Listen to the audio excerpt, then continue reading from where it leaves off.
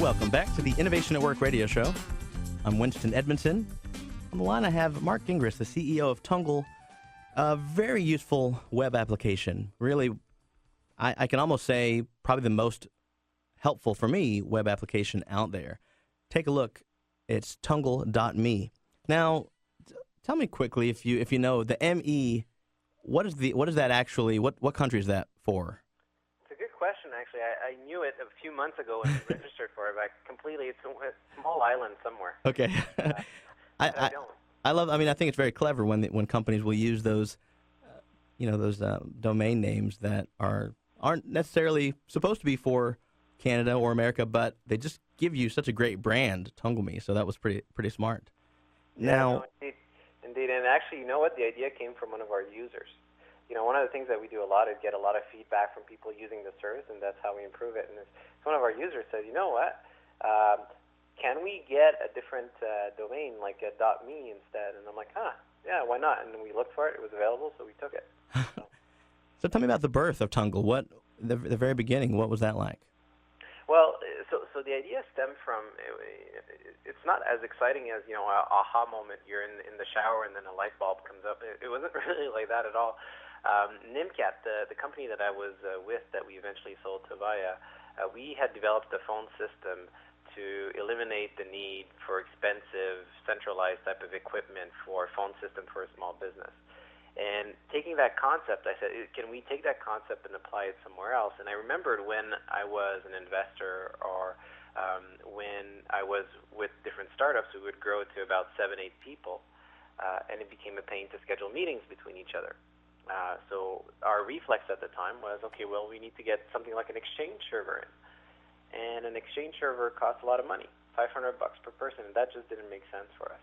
And so, that always kept in the back of my mind. So when we sold Nimcat to Avaya, I was like, okay, let me think about something, and I remembered this problem that we had. So I said, there's got to be a better way. And looking at it, the issue was not about getting an Exchange server, it was getting people to meet. And when you think about it, 60% of business meetings are with people outside your office. And there was really nothing to help you solve that. So with that problem, that's how Tungle was started. And what year was that? How long ago did you guys launch? I incorporated the company in 2006, but it took us 3 years to really build the technology behind it. It looks simple when you start using it, but there's a lot of technology. So we launched officially in May of 2009. And it's been, tell me about the reception. Again, when I learned about it and started using it, I've been hooked ever since. Tell me about some of the reception from users that you've gotten. Yeah, no, it's really good. We haven't seen a month. So we launched in May of 2009.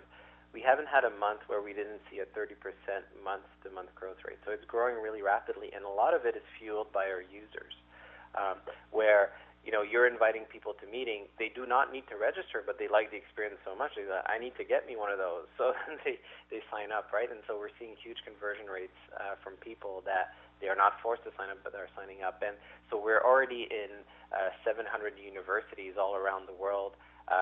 We are used in 30 of the Fortune 100 companies, not across the entire companies, but certain divisions within these large organizations are using us. A lot of independent consultants as well. So it is growing really rapidly. And, as months grow by and our numbers keep on increasing, we're still keeping a 30% month-to-month growth rate, which is really exciting for us. I think one of the very important things about the Innovation at Work radio show is the fact that we bring people on that really are doing things right. They're doing just a marvelous job in either taking their company to the marketplace or whatever it is. There's something special about the way they do it. And I really want users or my audience to listen to that approach, because a lot of people want whatever product or service they have to be viral. They want it to catch on and spread.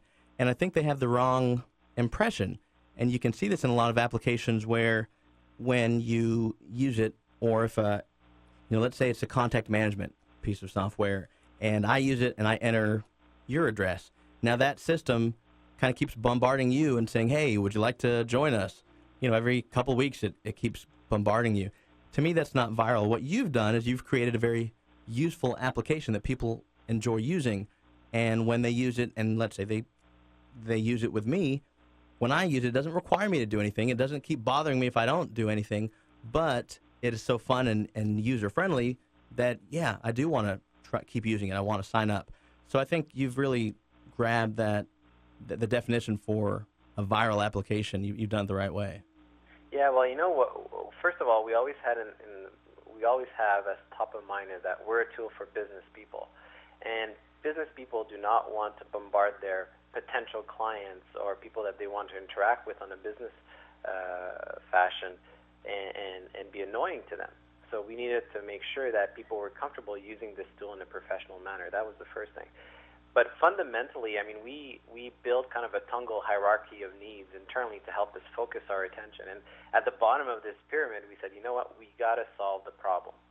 Before thinking about doing marketing, before doing about anything, we needed to make sure that we solved the problem. And after that, we went to our second layer of our pyramid, if you want, which was making sure the product is naturally viral without putting all these pop-ups and, you know, that all these some other companies do that I think is totally wrong, especially if you're dealing with business people. And then after that, it's starting to do marketing.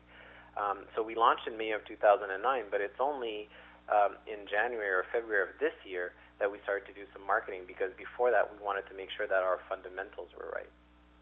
You know, I've seen, here's one of my applications, my email application will kind of look contextually at what I'm talking about, and it'll pop up these ads. And so as I was scheduling this and maybe scheduling other shows and using Tungle, an ad popped up for a company that did something pretty similar, it looked like, but right there in bold it said, now for the bargain price of $39 a month. So you got hooked up and you had to spend monthly $39 every month if you wanted to use this service.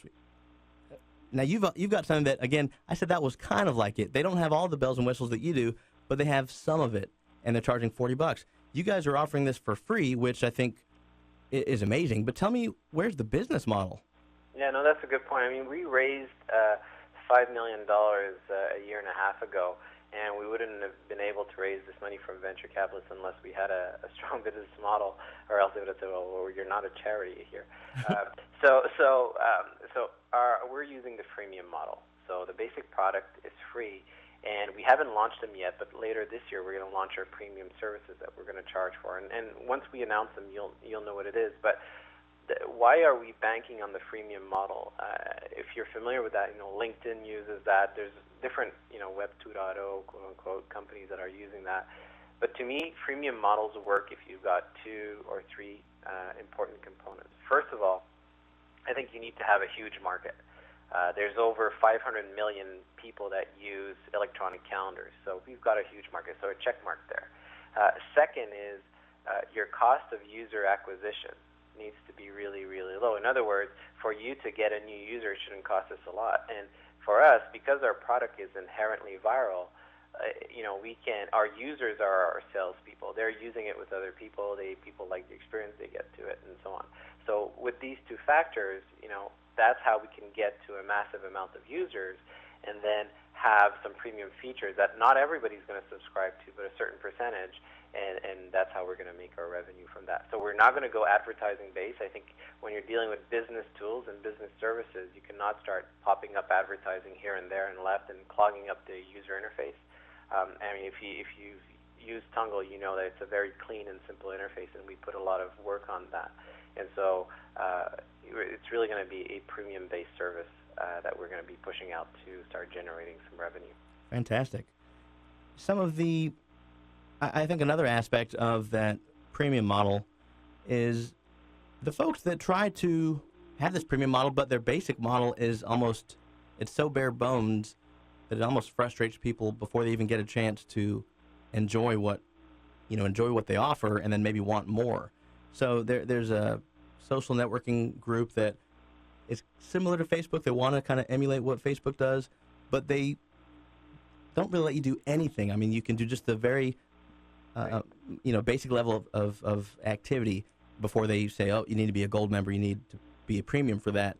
And to me, I guess that fails too. So here you kind of have a nice balance between your free level, which is extremely for a free service, it's amazing. So I really can't wait to see. Can you talk about anything about what some of these premium services might be? Well, I can give you, some ideas. Like when you're looking at what we've got today, we're going after the masses. Everybody that's trying to schedule meetings can use Tungle and make their life much easier. I mean, we bring that 15 minutes I was talking earlier on to 2 minutes. But there's specific segments of professionals that have special needs. So you can think of salespeople. I mean, they're, one of our biggest segments of users are sales and business development people because, they have a lot of meetings, and if they don't book meetings, they're not making money, right? So that's one of our key segments. Now, these specific segments have special needs for capabilities above and beyond what we have for free. You can think, for example, of a salesperson that's going to go in the city, and he wants to schedule meetings with 3 or 4 of his clients. Now, he wants to be able to use Tungle to do that, but he probably would want also Tungle to manage buffers between meetings so that it allows for travel time, for example. That's just one example. So one of the segments, and that's just one example of several capabilities that we could add for salespeople specifically. Another segment is you can think of recruiters, right? So they're trying to schedule meetings for interviews, but also they're trying to schedule meetings between 2 parties for them to meet once they've selected a candidate for a client. Right? And hold that thought, because I actually have a question about recruiters and the interview process and how it could be incorporated into Tungle. This is the Innovation at Work radio show. I'm Winston Edmondson, speaking with the CEO of Tungle, Marc Gingras. Stick with us to the break. We're going to be right back.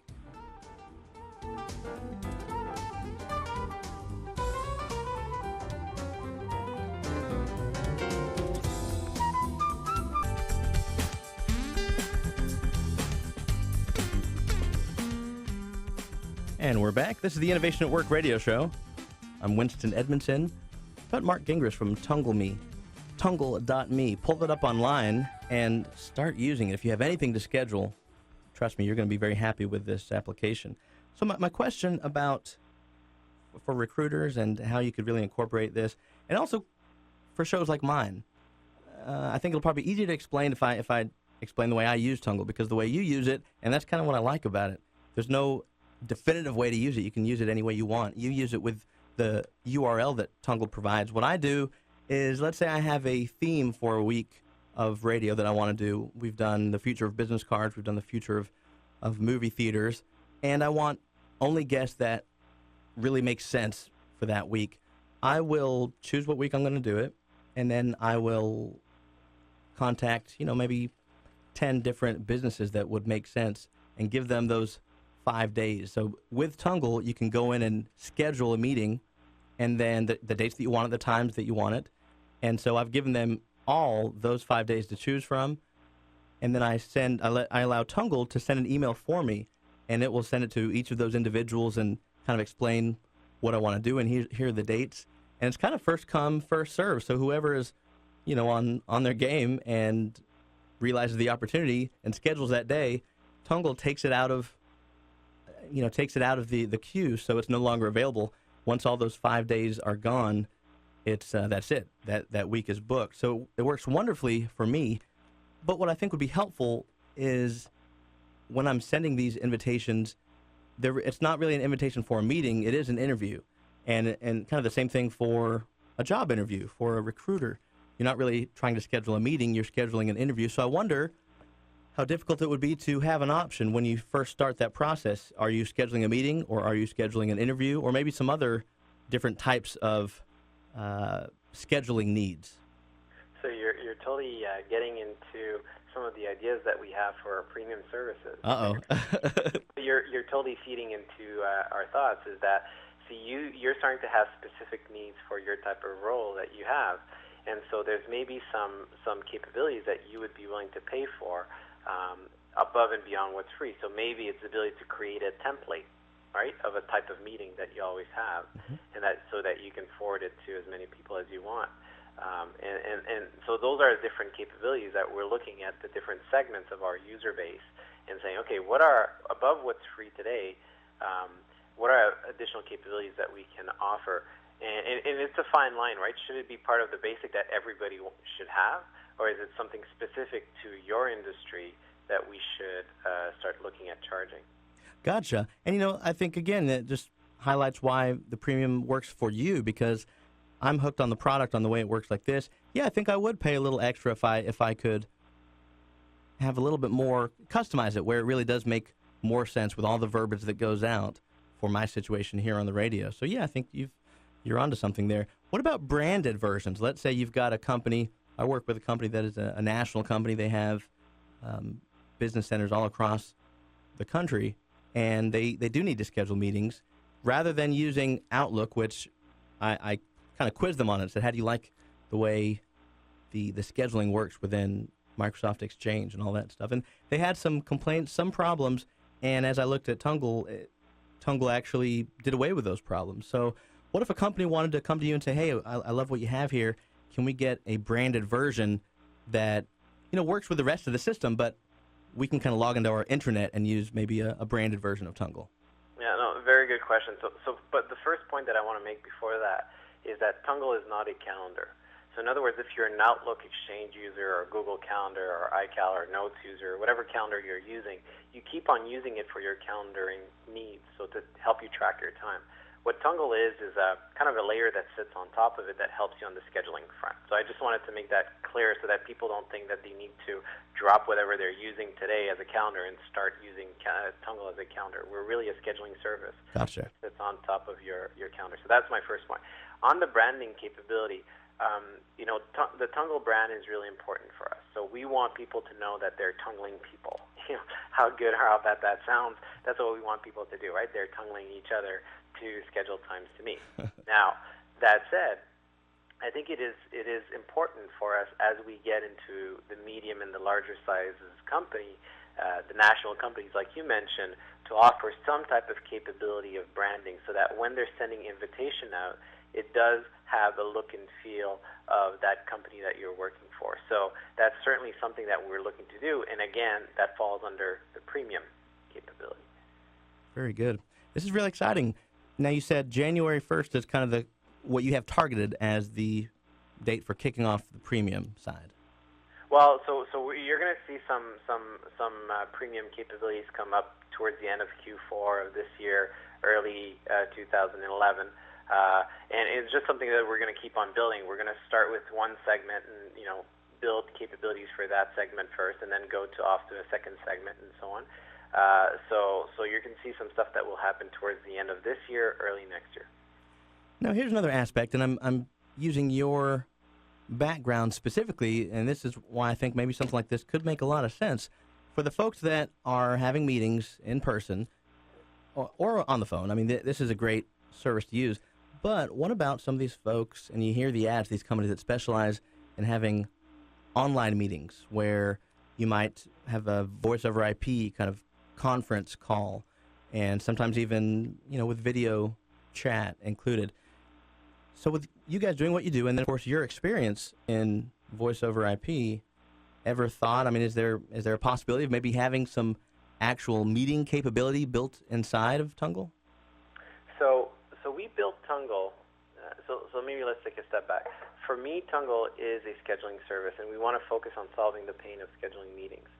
That said, we built Tungle in a way that it can be easily integrated into different applications and different social networks and so on. So, for example, you can be on a social network somewhere where you're seeing, I want to meet with this guy. Well, Tungle should be there. It shouldn't be a thought to say, I need to go to tungle.me to schedule a meeting. No, you should be able to do it right there in this environment. So we came out and we did, if you go on our website, you'll see that it's available. We have some widgets that you can embed on different social networks where it adds the scheduling component so that you do not need to leave that environment to actually schedule a meeting. Same thing when you talked about, voice over IP and conference bridges and web conferencing. There's a lot of great companies and big companies that do that, and they have that service and they do a really good job at it. But what they're missing is a scheduling component.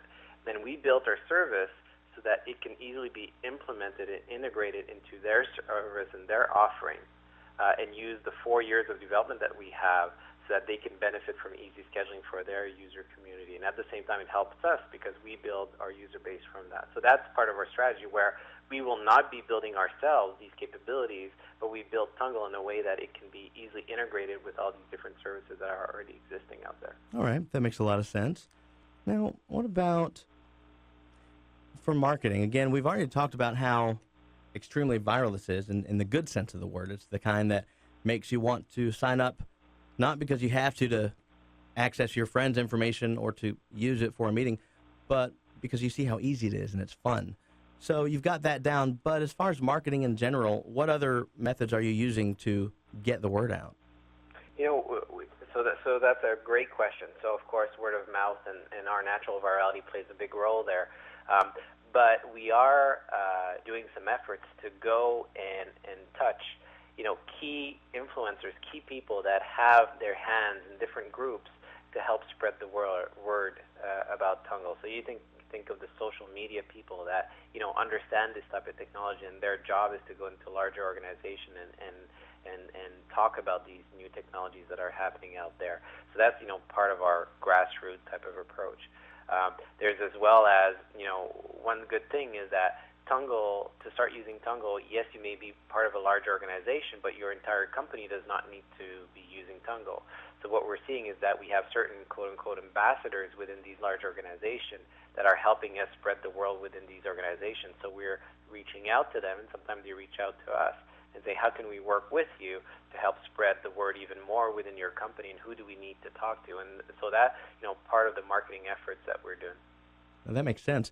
What about the folks that, how about this? You have a lot of companies that, like you, are targeting certain industries, and they kind of have an idea of how they want to penetrate all these different industries. But sometimes it seems like it would be fascinating, maybe almost an experiment, to target a geographic area. So let's take Dallas, it really is a very high-tech community. A lot of the people that live here are very familiar with these applications, different applications.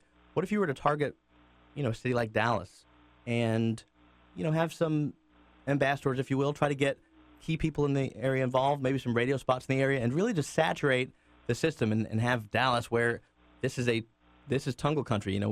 Most of the people are familiar and use this product. Have you ever thought about kind of going after certain geographic areas and then seeing how it spreads from there? So indirectly, because when you look at early adopters of technologies and services like ours, even though we make it as simple as possible, you've always got that early adopter of technology groups. And what you can see is you can see them in the San Francisco Bay Area. You have some in Dallas. You have some in the Boston, New York type of area. And so those are three big hotbeds. And then you've got a bit in the Chicago area. So those are the hotbeds, if you look at the U.S., of places where new technologies kind of push. So when you're looking at our ambassador programs and our key places that we're trying to put some more effort, it's naturally, and it's not necessarily planned, but naturally it happens in those 3 to 4 geographical regions. Very good. Tell you what, we're about to take a break, and when we come back, I want to ask you some questions on the future of devices and how that might play into Tungle. As far as maybe an application, I know you guys have an iPhone application, anything in the works for iPad, and some other things like that. This is the Innovation at Work radio show. Stick with us. We're going to be right back with Marc Gingras from Tungle. Check them out, tungle.me, or pull us up online, projectinnovation.net, and you can see all of the guests that we've had. You can link over to their websites. We'll be right back.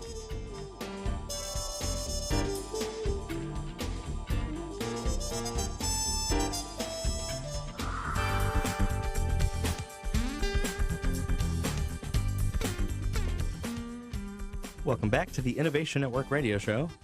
I'm Winston Edmondson. From Tungle, I have Marc Gingras. Pull up the website, tungle.me. It's really a great application for helping you schedule things. It just kind of takes the fuss and the mess and sometimes there can even be some drama with scheduling. It takes it all out of the equation, and that's why I love it. So, Marc, I have a quick question for you. The way I use it is I schedule meetings, and I use the system to send my email out. And the system has a nice script, I guess, that it can send a generic script. And you can edit that as well. I do that sometimes. But what would be great, sometimes it's easier, or just, I don't know, an extra feature I think would be, if you could actually send a little voice note along with that through Tungle. Again, I'm thinking just with the voice over IP experience that you've had, being able to send almost like a little voice message or a little voice note where people can get this and play it. And, I don't know, just kind of adding just a little bit more to getting that information out there with what YouTube's doing. And people are now used to having a little bit of extra multimedia, whether it be video or what. So you think there's any opportunity to do something like that maybe as a premium service? I think that's a great idea, and I would look at doing video and voice at the same time. So, yeah, no, we don't have that now, but that's certainly a great idea. What do you see in the future? Again, you have all of these devices that are coming out and all these different platforms. You have Android, which is pretty exciting in that even though they don't have a huge market share right now, the fact that it's an open platform, you have them on all kinds of different phones, you have them on little devices. I've seen a microwave that has Android built in, a refrigerator panel that has a little Android device. So you see it everywhere. Of course, you've got the iPhone and the iPod Touch and now the iPad. What are your goals as far as getting out there, kind of having a ubiquity of Tungle on all these different devices? Yeah, so, at a high level, we need to be where people are making decisions that they want to meet people. So, of course, busy people are traveling, they're mobile, they're on their smartphones, their iPhone, their BlackBerry, their Android. And so we need to have our service right there when they have the need to schedule a meeting with someone. So we launched in September of 2009 our iPhone, and it went through several iterations. And it's a pretty cool app. I mean, when you start using it, you can see the calendar or the availability of people with whom you're sharing your calendar, and they can be on different systems and so on. But we also added a capability on our iPhone that I would describe as shake to meet. So the way it works, it's pretty funny at the same time, but it actually works really well. I use it all the time. So let's say you're in line waiting for coffee, and it pops in your mind, shoot, I need to schedule a meeting with Marc and Bob. So you open up your Tungle iPhone app and you punch in Marc and Bob and from your contact list, and then what you do is you shake your phone. And what it does when you're shaking your phone, it actually goes and calls up Tungle, and Tungle comes back with, hey, here are times that would work for you, Marc and Bob. Wow. It gives you some suggested times. So that's pretty powerful because all you did is you selected the name, you shook your phone, and boom, you're done. And then so you can send the invitation out from there. So it's an interesting paradigm, the mobile device, because first of all, the interface is much smaller, but also people have less patience than in front of a PC because they're not sitting down, they're moving, they're hopefully not driving, but you know what I mean? So they're really doing 10,000 other things at the same time. So we did our iPhone app, and we launched it in September. We've got really good reviews and really good acceptance of our iPhone app, and we've improved on it over the months after that. And we had been working on our BlackBerry app for quite some time. We were in closed beta, and actually, let you be the first to know that on Monday of next week, what's the date? I think it's the 19th or something. Monday of next week, we're going to be officially launching our BlackBerry in an open beta. So anybody that has a BlackBerry will be able to get our BlackBerry app. Very, very exciting. We'll break that news. We'll make sure everyone with their BlackBerry arthritis fingers know about this. So on Monday they can pull it up and download it. That should be a lot of fun. Exactly. And then as for the Android, it is in our radar. We have started to look into it. We want to try something different with the Android. So we want to build a user experience that's quite different. How it's going to be different from the iPhone and the BlackBerry, well, people will have to wait and see. But we have some ideas to really sexy it up and also make scheduling, a one-button click thing more even than the shaking. So we want to make it as painless as possible for people to schedule meetings. So stay tuned on that one for the Android. Sounds intriguing. I can't wait. And hey, don't forget about Windows 7. I'm actually I'm a Windows mobile guy, so I'm ready for the Windows 7 phone, and yeah, I do an application on that, and you've got me there too. So there you go. And then for the iPad, actually, we're going to look and wait to see how the iPad is going to get adopted in the business environment. I have no doubt that the iPad will be a huge success.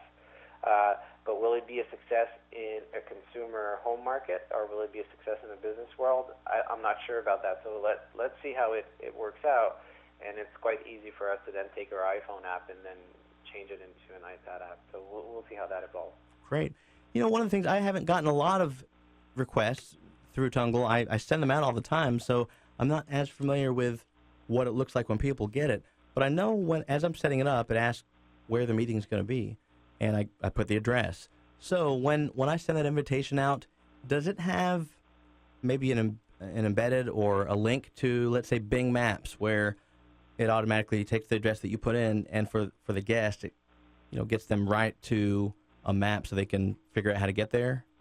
So in the email that you receive once the meeting is confirmed, there is a little link there that says View Map, and it does bring you not to the Bing Maps, but it brings you to the Google Maps, where you can see the location and see the map of the location where the meeting is supposed to take place. Okay, very handy. What it sounded like an Easter egg almost when you talked about that Shake to Meet, because I use the iPhone application. I never saw that. I didn't know about that. So I don't know if it's kind of a hidden feature, but it sounds pretty neat. Are there any other features that that are out there that exist, but maybe a lot of Tungle users just aren't aware of? Yeah, there's quite a few actually. There's a lot of Easter eggs, and we have fun with our service. So we try out, we tell it to a few people, see how people react to it before we actually advertise it to people. So for example, so I described what a Tungle Me page is, right? So you have your page that you publish to people that people can see. It is possible to, on that page, people don't see what you're doing, right? They're only seeing the times that you're available to meet. But it is possible to publish some of your meetings or events so that it's open to the public for them to see. So for example, I use it where, let's say next week I'm going to be in Dallas. And so what I can do is say, make the fact that I'm going to be in Dallas public, so that when people come to my page, they can see, oh, well, on those days, Marc is going to be in Dallas, or on those days, he's in San Francisco, and so on. So that's actually one of the capabilities that we just made available like 3-4 days ago that we haven't advertised at all, but is available in the application itself. Excellent. I'll have to use that. We've got, this is Dallas Startup Week, and this weekend we've got the big Dallas Startup Weekend. On Thursday at Cohabitat, there's a kind of a pre-party that we're going to go to. And now that you told me about this Easter egg, I'll schedule it out there, and I'll let everyone know. I'll kind of do the public option. That does come in handy. Very cool. So you guys are in Montreal. Isn't that what you said, Montreal? That's right. Any thoughts of, coming over to or maybe having an established location where you operate out of the U.S. too, right? Maybe right here in Dallas. Any thoughts on getting some additional offices out there? Yeah, so short answer, no, not in the short term, because we are a small team, and I think having people in the same location helps a lot in brainstorming and so on. But as we expand and we grow, you never know. And where is it going to be the right area? We'll see when we get there. But for the time being, I think we're happy where we are, and we've got a small team that works really tightly together, and I think that's how we come up with all cool ideas as well. That makes a lot of sense. I was just throwing that out there because you are a pretty big thinker. I love the concepts that you're coming up with, just trying to kind of bring some of those that brain energy here to Dallas. So, listen, I appreciate the kind words. I really appreciate you joining us today, and we're going to have to get you back out anytime you want to talk about any additional features. This is the Innovation at Work radio show. Look us up online, projectinnovation.net. Tomorrow, we've got Creative Consortium Group. We'll see you then. This is KFXR Dallas with all the top news and business stories of the day. It's all on 1190 AM. Every day, millions of Americans are putting themselves at risk just by writing a check, using a credit card, or an ATM. We're talking identity theft. And if you've been a victim or think your personal information...